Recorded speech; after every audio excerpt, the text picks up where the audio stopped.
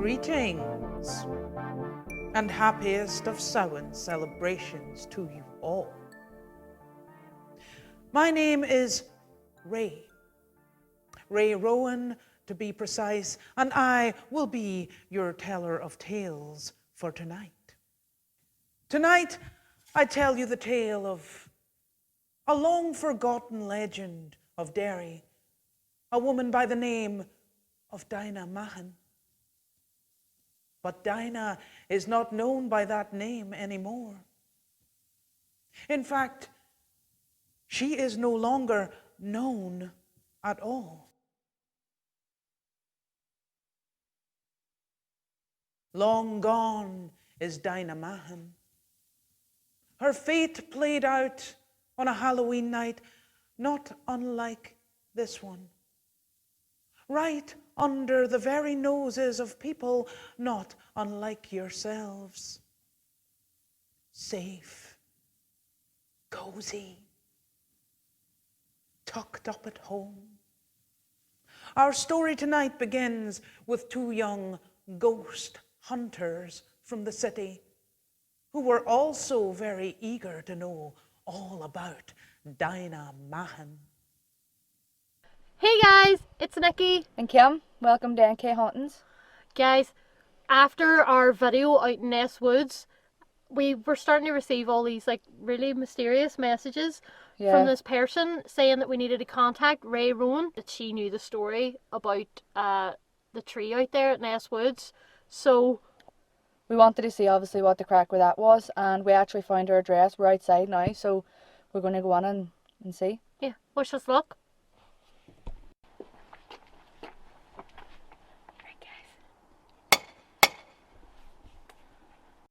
So on the day the ghost hunters came to my door, I was a little bit worse for wear, you might say. What? A little too much fine wine, you might say. What the hell, Nikki? What? Let's go. Why? Did you see her? It's grand. No. It's grand. There, she's got my cup of tea. It's grand. Get the tea. Right. Tea.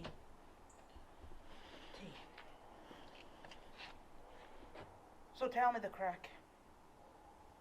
They had had an experience, they said, something that had left them shook, something about receiving an anonymous message from some mysterious person telling them to get in touch with me and only me, for apparently only I knew the story that could shed light on their experience.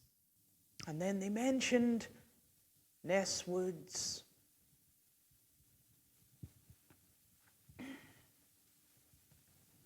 And I had never sobered so fast. For I knew what was coming. Okay guys, we've decided to film because we were just out for a walk and all of a sudden we just kind of got really, really uneasy. And this tree here, look at it. Really weird. I insisted they take me to where this strange occurrence had happened, though I already knew. I felt it in my bones, you could say. I really don't want to go back here. I know, I have a well uneasy feeling. Kind of freak out around here. Yeah.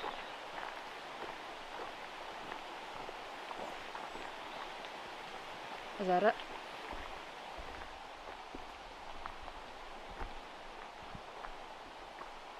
That's it.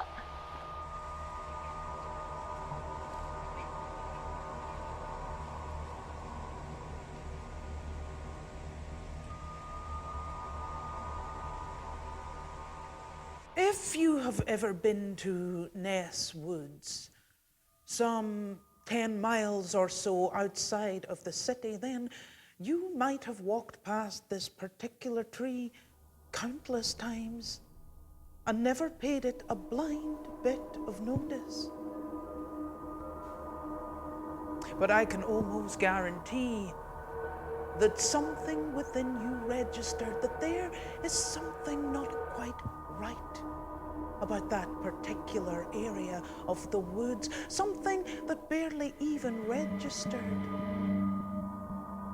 And you would be correct. There is something very strange about that particular part of the woods. Now, a tree like this particular tree in the state that it is in, you would think that the forestry folk would be quick to cut it down, and ordinarily they would. But when they tried to cut down this particular tree, they met with a lot of furore from the locals. It turns out that the locals are very superstitious about that tree.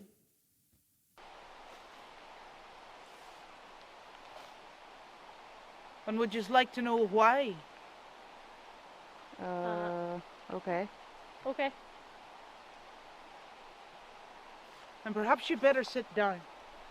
Over here. Okay. I'm a wee bit scared.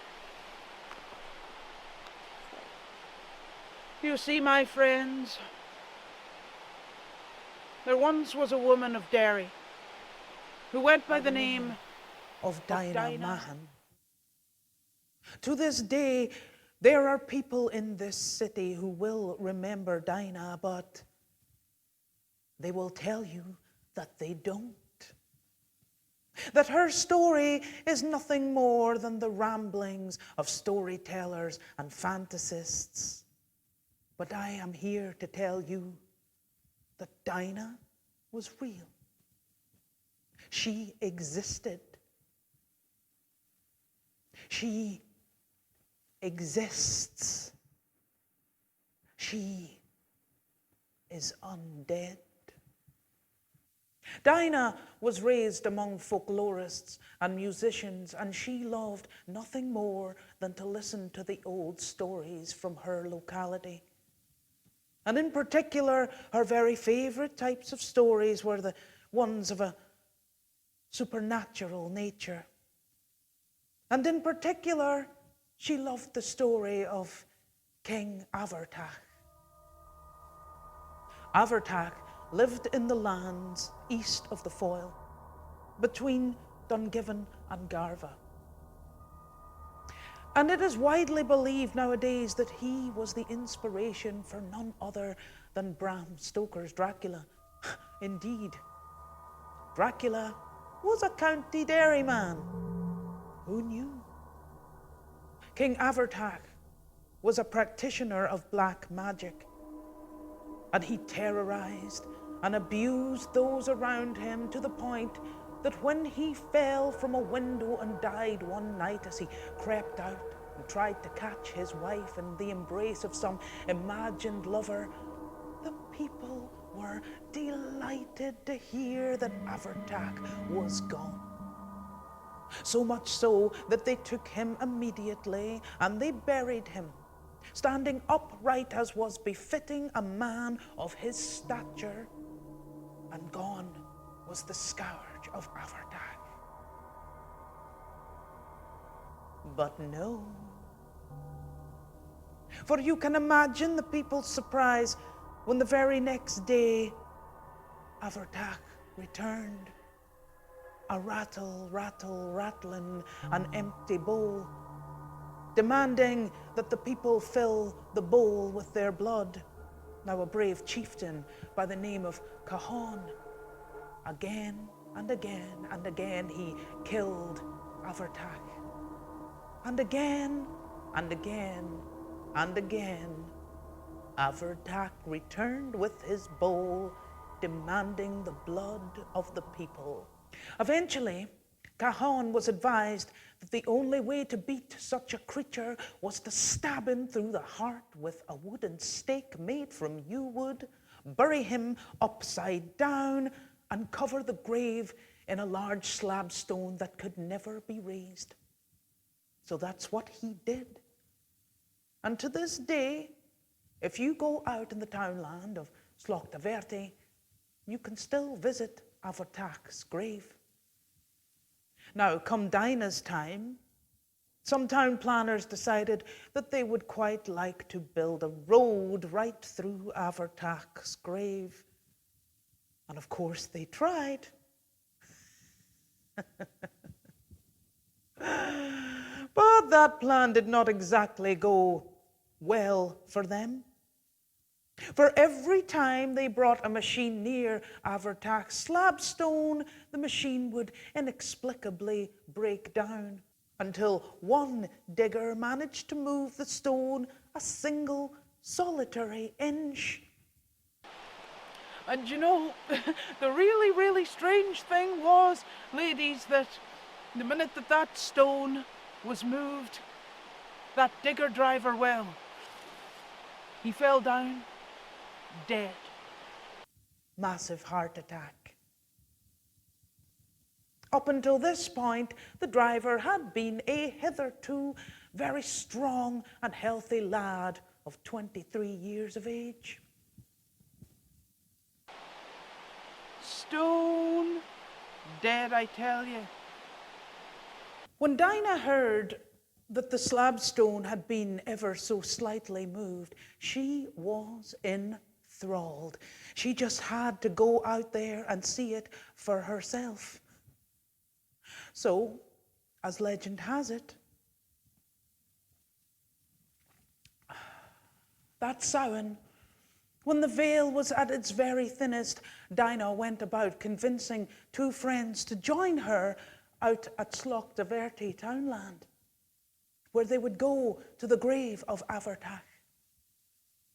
And so, off the three women went. But only two returned, and neither of them was Dinah. Dinah's friends were said to be in such a state after their visit to Avartak's grave that one of them never again spoke a word in her life, and neither of them ever again went anywhere near Slough-Daverty townland. No one ever found out exactly what happened to poor Dinah that night. But we can imagine. We could imagine that perhaps at some point as they walked back towards the car to make their way towards home, Dinah, she suddenly stopped, thinking she could hear a rattle, rattle, rattling coming from somewhere down the dark field. Now, the following night, the night of November 1st, Dinah did eventually return home to Clarendon Street. But you could say she wasn't exactly herself, you know. As pale as death, with eyes as red as the devil is the Derry Dearg-Due. She eats the brains of wee bold wains and drinks their blood off a spoon.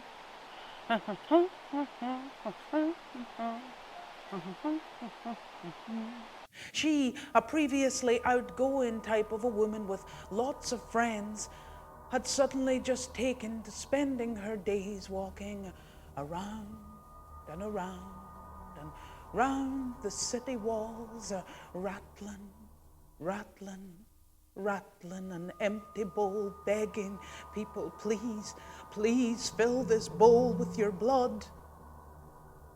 And the people just thought she was crazy, and they paid her no mind at all.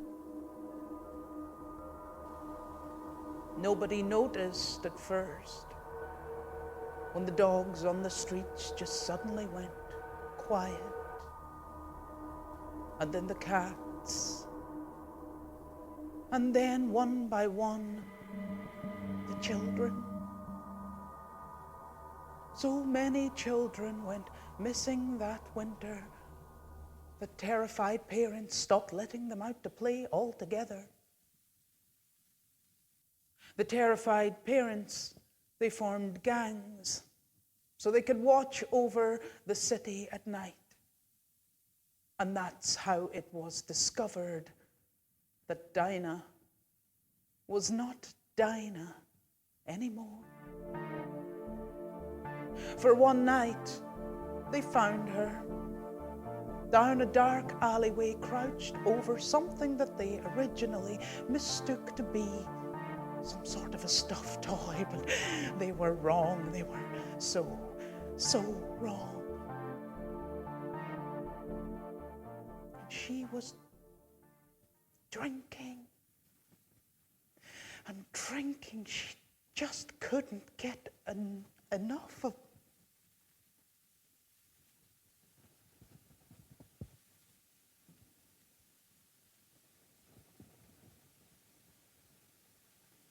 From then on, they never called her Dinah again.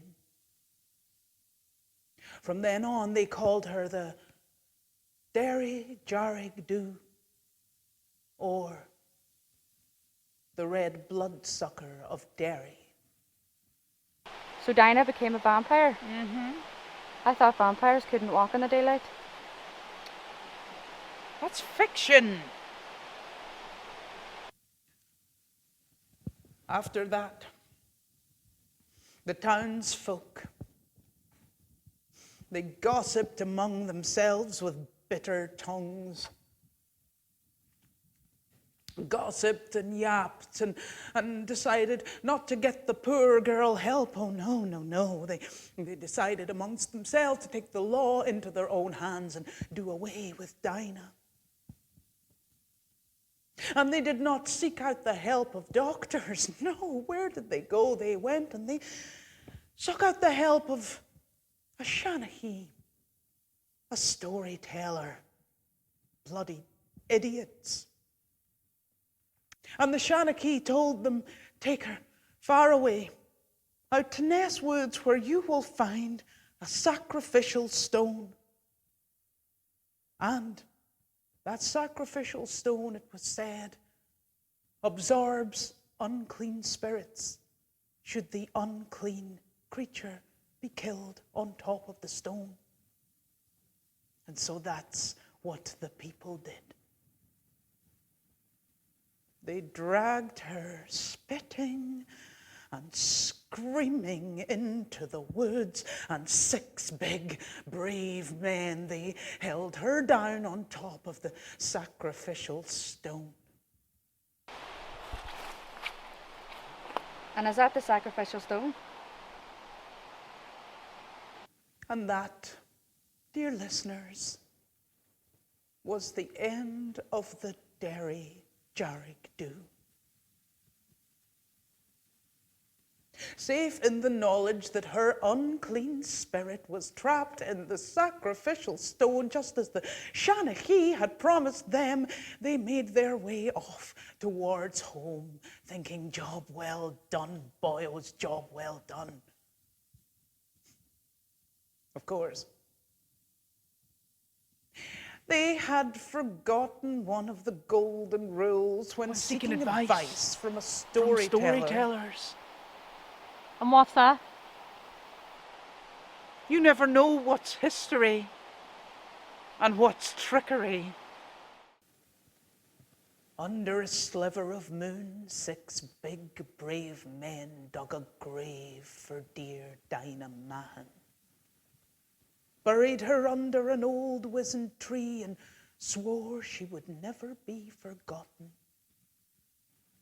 In its roots she raged 100 days till her rage exploded in fire. And there she stood, scorched right into the wood, blood dripping from her chin like a vampire.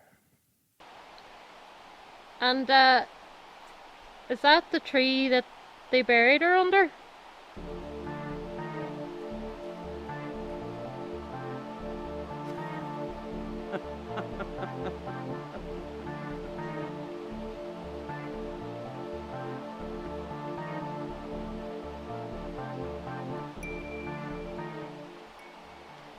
But what Dinah's neighbours, and indeed the ghost hunters, had failed to realize is that this was really only the beginning of the Derry Dearg-Due.